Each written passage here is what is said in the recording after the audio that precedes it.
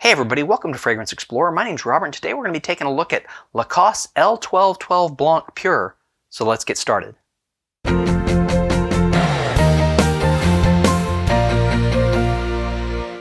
Lacoste L.12.12 Blanc is a masculine woody floral fragrance that was introduced in 2011. Now Lacoste is mainly known for being a clothing manufacturer, and they introduced their original polo shirt in 1927. This fragrance, in white, along with the red and green variations, pays homage to their original classic casual shirt. Let's take a look at the note breakdown. In the top, we have grapefruit, rosemary, and cardamom. In the mid, we have Ylang-Ylang and Tuberose. And in the base, we have Cedar, Vetiver, Leather, and Suede. L.12.12 Blanc is a clean, casual, warm weather fragrance that's perfect for pairing with a polo and chinos. The opening is bright and refreshing with the citrus grapefruit accord dominating the camphor-like quality of the rosemary and the spicy sweetness of the cardamom. The dry down is quite fast and the yellow and white floral notes are what really define this fragrance. The Ylang-Ylang is rich, sweet, and slightly sour, while the Tuberose is sweet and green, and it rounds out the mid with a freshness that's reminiscent of morning dew. The Vetiver and the base notes reinforce the woody green freshness that we find in the mid, but we also get a soft, sensual muskiness of Suede that endows this fragrance with a slightly masculine character. Lacoste L.12.12 Blanc is presented in a opaque white flaken. It's very understated. It's just plain white, and then on the front, you've got the Lacoste alligator logo. Now the sides have a little bit of almost like a raised diamond check pattern that textures the side, and it's reminiscent of actually the petite piqué fabric that's used in their polo shirts. And that's what they're trying to evoke here, is that it's really paying homage to the shirts, their original classic polo shirts, and they make the presentation sort of reflect that character that they have in that polo shirt.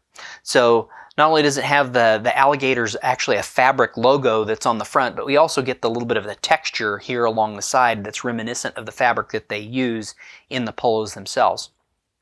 The atomizer works really well. It has kind of a medium fine droplet distribution, and it doesn't ever come out like in a stream, so you get good control and you don't get a lot of waste. It doesn't dribble down the front or anything. This is a really good atomizer that they put on the bottle.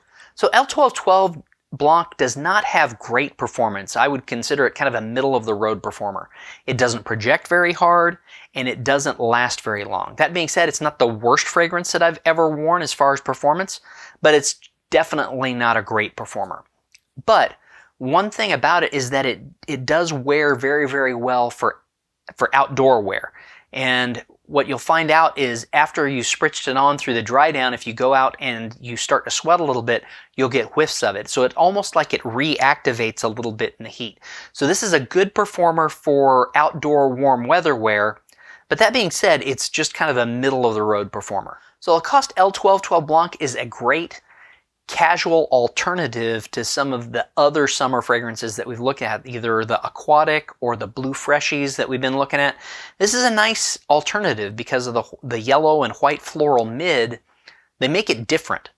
And it's even though it's not a great performer, it is a nice addition to your fragrance collection in that it doesn't duplicate anything. It's kind of a unique fragrance. I don't have anything else that's got yellow and white floral notes in the mid.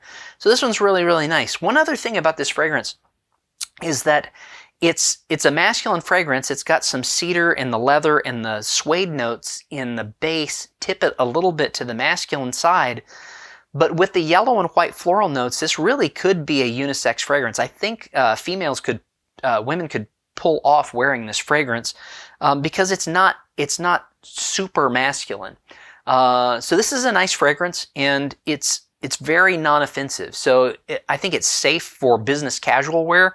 This would be a great one for wearing to the office because it's just it doesn't project real hard, and I don't think it's so non-offensive. I can't imagine that it would ever overwhelm anybody because it's just lightly floral. And it's just well composed. So I think this is a good fragrance to add to your collection as an alternative to some of the other, Blue Fresh and aquatic fragrances that you might wear in the summer.